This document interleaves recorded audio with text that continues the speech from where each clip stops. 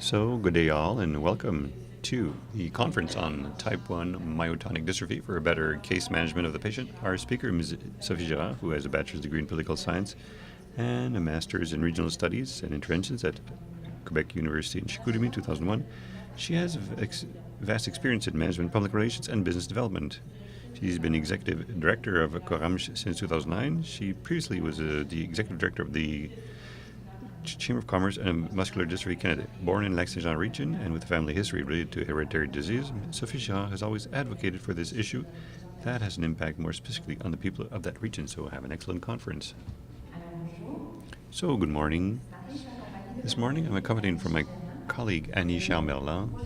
Why am I with my colleague? Well, because truly today we're going to present a brochure which we designed with CORAM, and Annie was part of the process. She's a professional at CORAM, and she was part of the process to design the whole brochure. So she'll come and speak later on. So this morning we came to talk about this flyer, this pamphlet we've developed on type 1 myotonic dystrophy, which we would call MD1, like all the other speakers this morning. And actually the purpose of this brochure was really to improve the patient case management. Now, who are we? The CORAM, the C-O-R-A-M-H. So we're a non-profit that was funded in 1980 in the Saguenay-Lac-Saint-Jean 80. And the founders were truly, they had a common passion, was to do prevention on hereditary diseases who have a high prevalence in our region. Now, I'll show you our corporate video because it presents the CORAMH and what's our history and what we do. The Research and Action Corporation on Hereditary Diseases, or CORAM.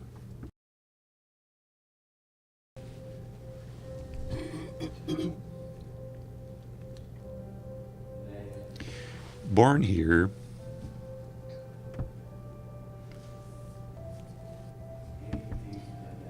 inherit from the parents' hereditary baggage.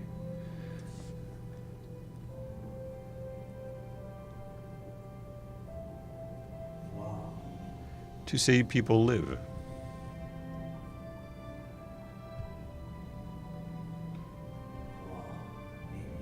And to see people love.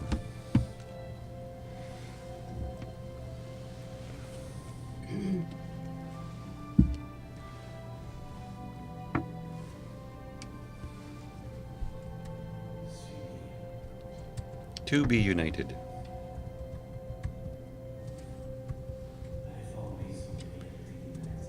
Inform on the realities of hereditary diseases.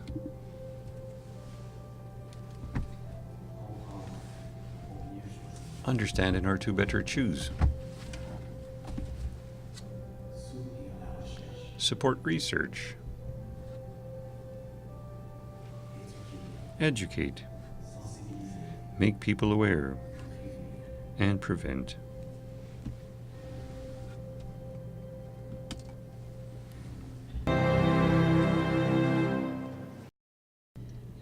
Capsule we present during our various conferences and in our fundraising activities.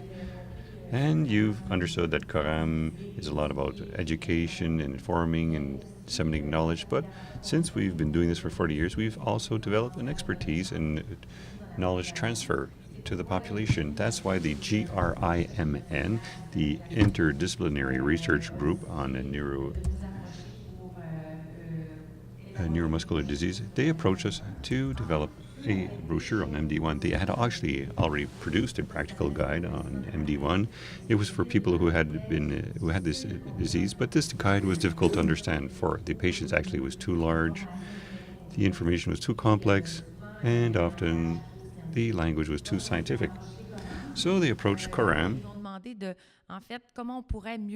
to figure out how we could better inform the people, to supply adequate information, but simplified, and really to present a content that was more approachable.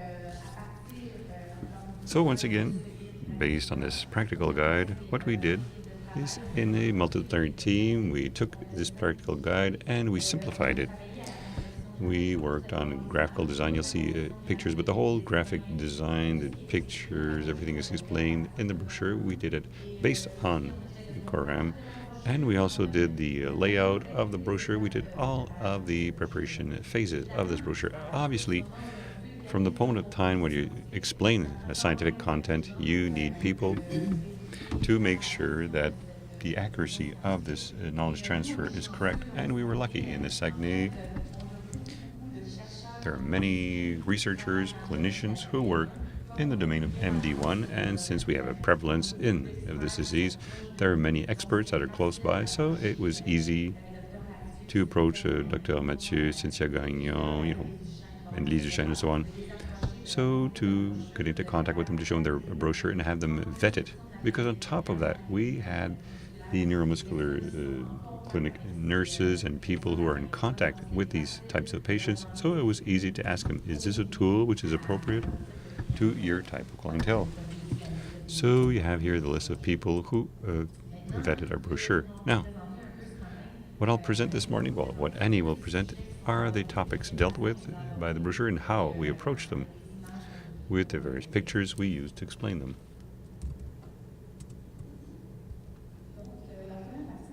So the first part of our brochure was more about information, more theoreticals, so that the patient would be able to know the basis, the foundations of MD1.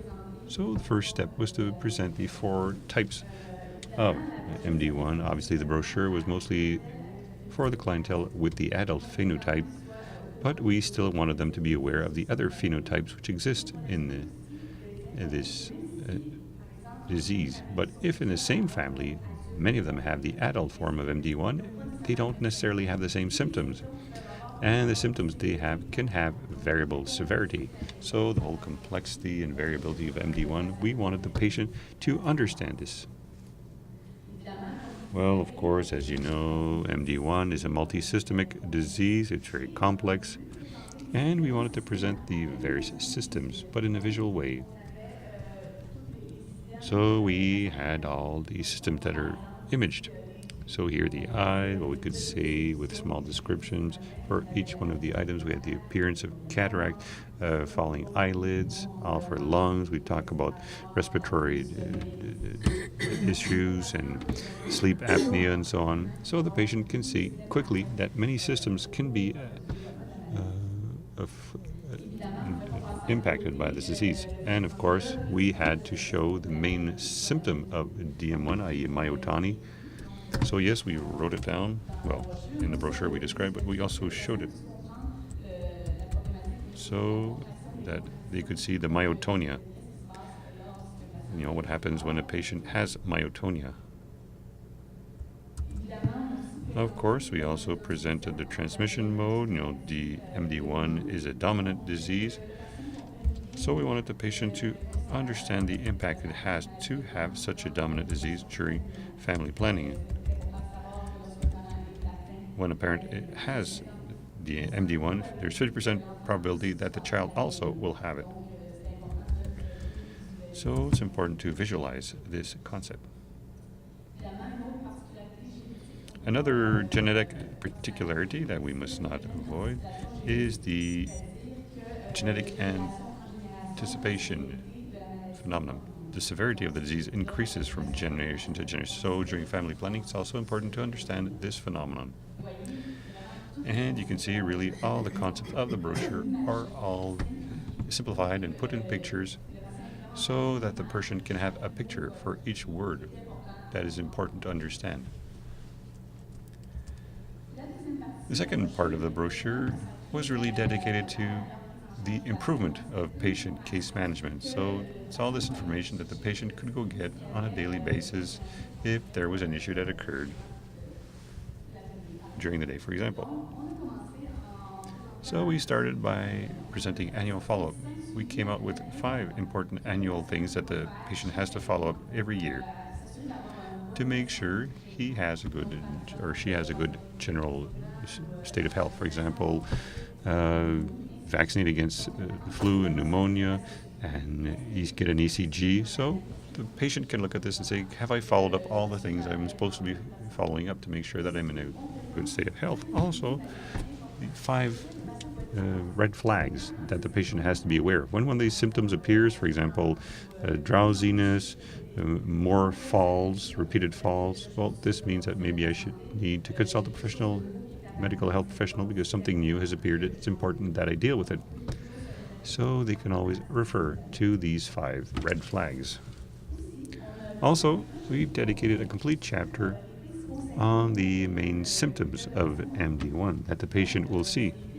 So it's 8 technical files that you can see here, grouped according to various themes. Here we have a reduction of energy. You also have problems with eyes, with muscular weakness, and so on.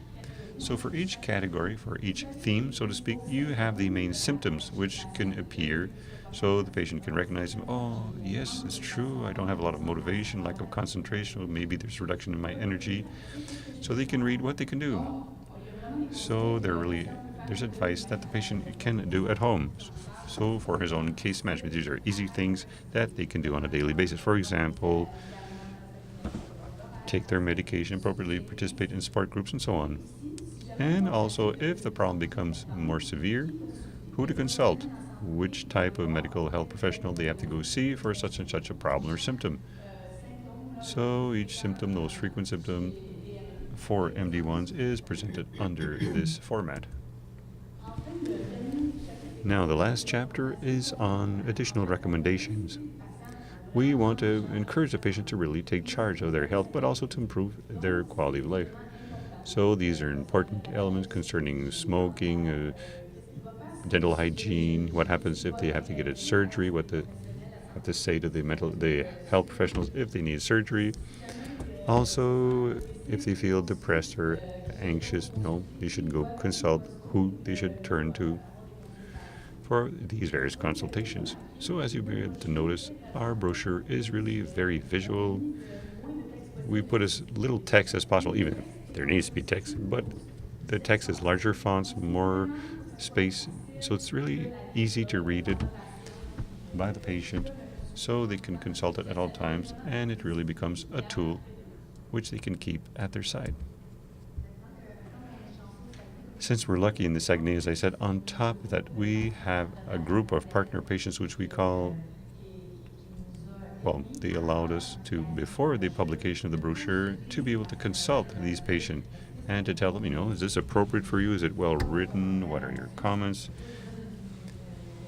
And I'll give you a bit of feedback from these partner patients, that it's well explained, it's not too long, that the information, they knew it, but now it was well explained, that the medical terms could sometimes be confusing, but with this sort of brochure, it was easier to understand. So this allowed us then to adjust ourselves and to refine and publish the brochure. When we actually published the brochure, well, of course, we launched it, we invited the media in our region, and then we called up all the population. We told them that we had such a brochure that was available. We also distributed it through the Neuromuscular disease clinic, but also on our Facebook page. And people call us, they have the disease, and they want to have the brochure. And what's also nice is that other members of their family call us and have seen that the tool was essential and it was well explained. So it kind of morphed, it got bigger, it snowballed. And since we are non-profit, we needed the foundation, the Louis-Philippe Gagnon Foundation, to design the brochure and to publish about 100. Well, of course, it will be available in PDF on our website, but since we're renewing our website, currently it's not available. And anyway, I realized that with the MD1 patients, they need to touch it. They need to have a tool in their hands to be able to refer to it. And it's not necessarily always people who will go on the internet to get information and so on, who are skilled with computers. So we're looking funding to print more because we have more patients who need it. So if ever you have foundations or people who have donations or money available to publish such a brochure, well, I think many patients would be quite happy to get it in our region. Do you have any questions? I think I finished. thank you very much. Very inspiring. The user of the Neuromuscular Clinic in Montreal need for MD1. Actually, these are words to clearly explain, facilitators and communication facilitators. So thank you very much. And yes, I'll take some, and I think I'll call my RIA Foundation. Yes, that's how it works, We too, it's a foundation that helped us for the design of the brochure. And if we want to print it and get it out into the patient's hands, it's very impressive for the patients in our region. We really checked with them. The feedback is excellent. I think it's quite appropriate to them. And suppose there was phase 2 DMOP. Yes, with the research group we have in Saguenay, trust me, there are several diseases that are lined up and are waiting for such a brochure. And we've already done family hypercholesterolemia. So if there are people in the room, we have a brochure on family hypercholesterolemia, which is explained in the same way. So thank you for listening.